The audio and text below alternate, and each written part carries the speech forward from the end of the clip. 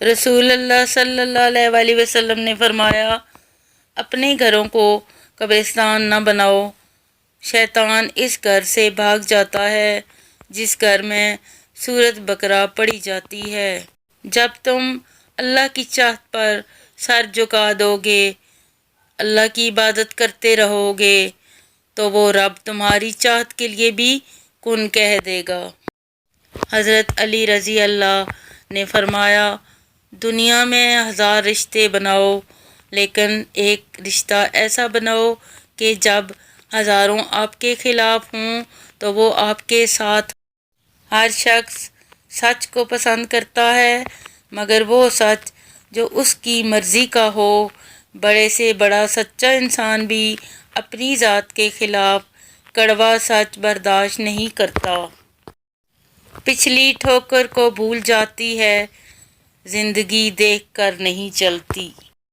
رسول اللہ صلی اللہ علیہ وآلہ وسلم نے فرمایا، جو شخص اس حالت میں مر جائے کہ وہ اللہ کے سوا اوروں کو بھی اس کا شریک ٹھہراتا رہا ہو تو وہ جہنم میں جائے گا۔ خاموشی عبادت کا وہ پودا ہے جس کا پھل ہمیشہ میٹھا ہی ہوتا ہے۔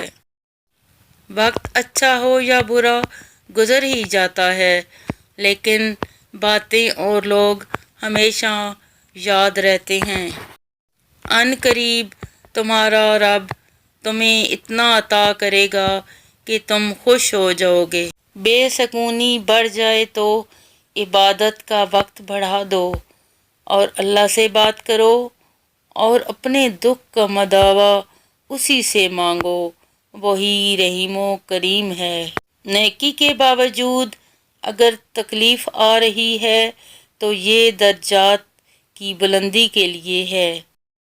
بے شک انسان کو قبر میں اس کی اولاد کی نیکی کی خبر دی جاتی ہے تاکہ اس کی آنکھیں ٹھنڈی ہوں۔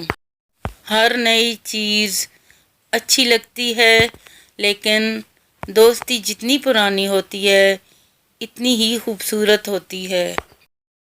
اگر لوگوں کو عزت دینا اور معاف کرنا تمہاری کمزوری ہے تو تم دنیا کے سب سے زیادہ طاقتور انسان ہو۔